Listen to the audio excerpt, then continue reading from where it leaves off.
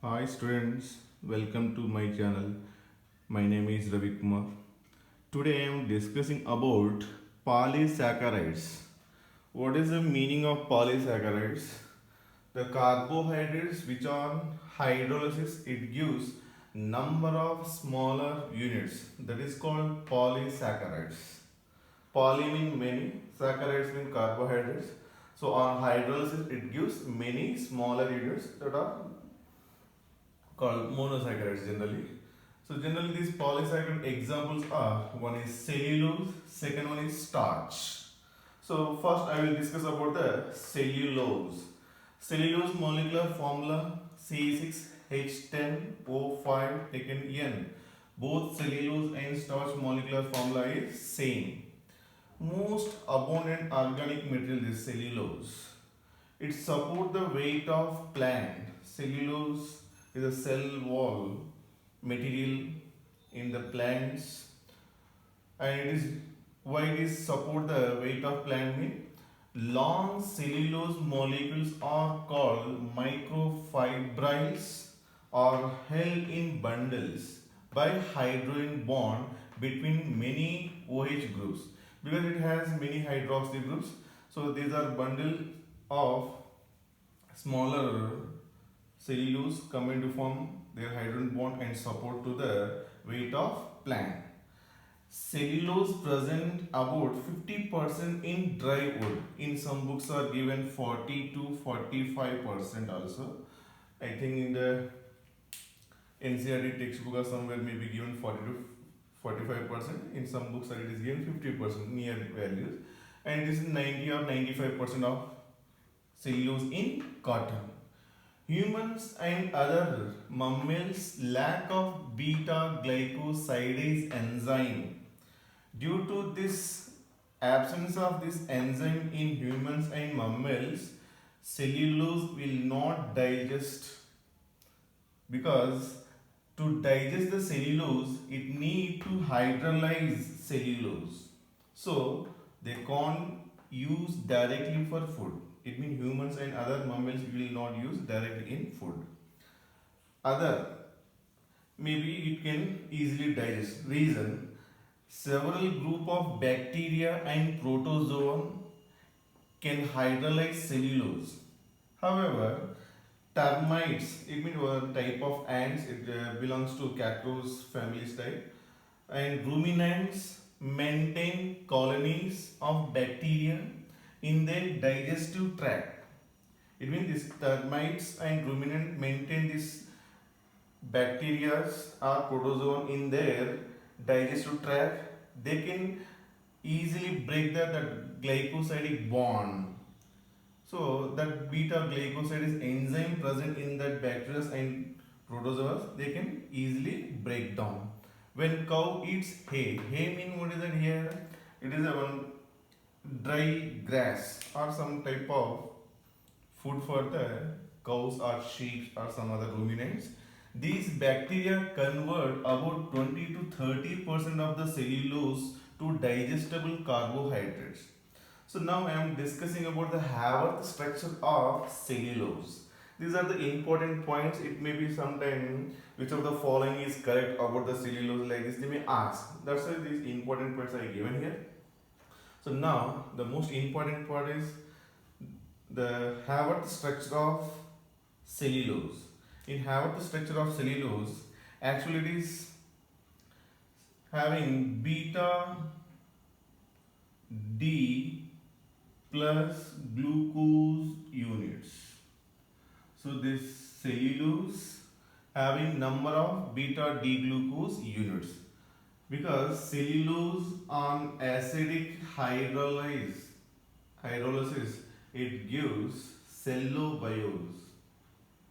Cellobiose is a one disaccharide. It is having beta linkage. It means that cellulose formed with the two beta D glucose units. So based on this reaction, cellulose also having beta D plus glucose units.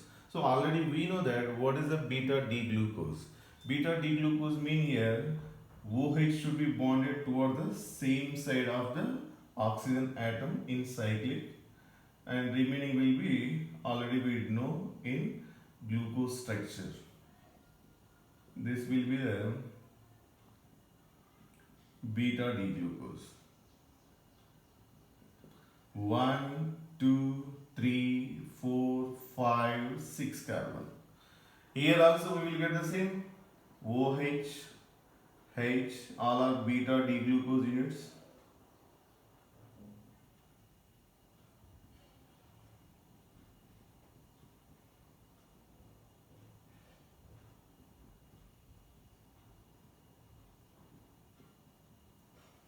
Here also 6 carbons. OH, H, OH, H, OH, H, OH, H. These are 3 beta D glucose units. Now, here OH, here OH. In this OH, one water molecule plus one oxygen is left. So I am removing now water molecule which is left, one oxygen is left. So this type of representation given in textbook. This is beta glycosidic linkage C1. This is C1 and this is C4. C1, C4 beta glycosidic linkage. Here also water molecule loss. Then this will be bonded like this. This is also beta glycosidic linkage. If here next molecule is there, here also it lost, then it will be oxygen. If it is molecule is there next, it also lost water molecule and like this. Okay. So like this, I will write here. This is number of beta D glucose units. If it is bonded, then that is called cellulose. Nearly 300 to 2500 beta D glucose units. How many glucose units will be present in a cellulose polymer? Nearly 300 to 2500 beta D plus glucose unit will be present. This is textbook representation, and here I forgot here H, CH2, OH. This is one polymer structure. Otherwise, we can represent like this also. This is alpha anomeric carbon OH, OH, H, OH, H, OH, H, H, CH2, OH. Now, this is oxygen downside is there. Now this is anomeric carbon.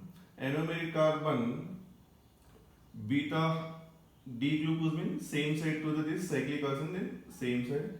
Here it is down H, it is up H, and here this is a down OH and here H.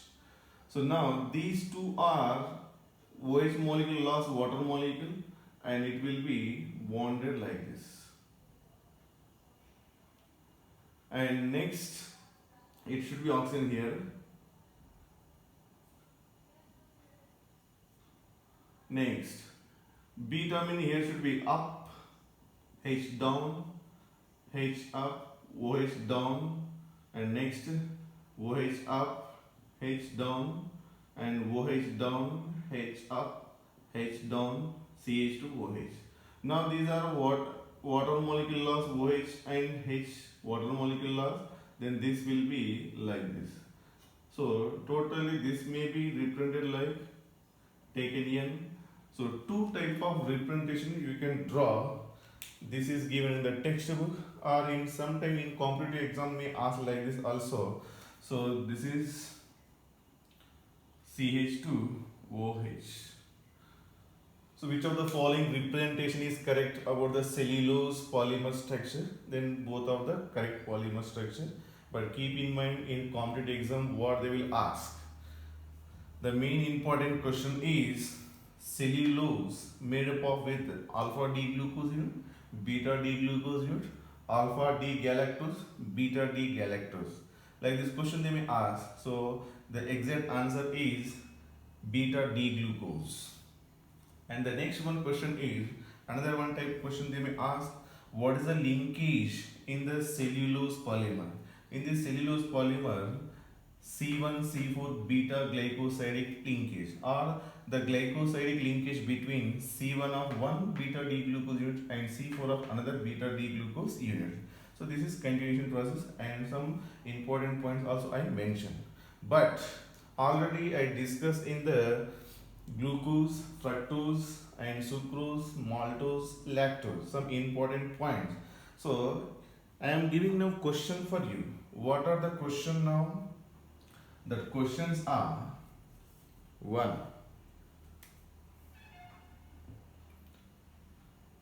Can it show mutarotation?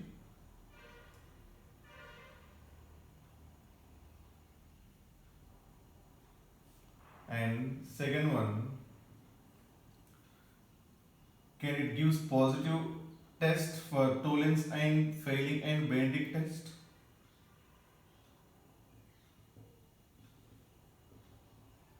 Positive Tollens, Failing, Benedict. Next one, can it soluble in water?